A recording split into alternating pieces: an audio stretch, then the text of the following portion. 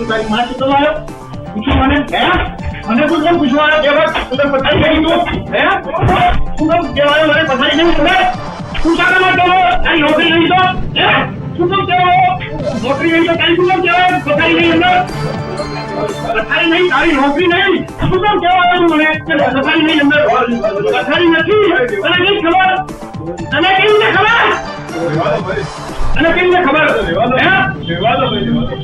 બીજા પથારી નહીં શા માટે તને ખબર નહીં તું કેમ કહેવાય નીકળ બોલ મારી ના બોલો ખાલી આપણે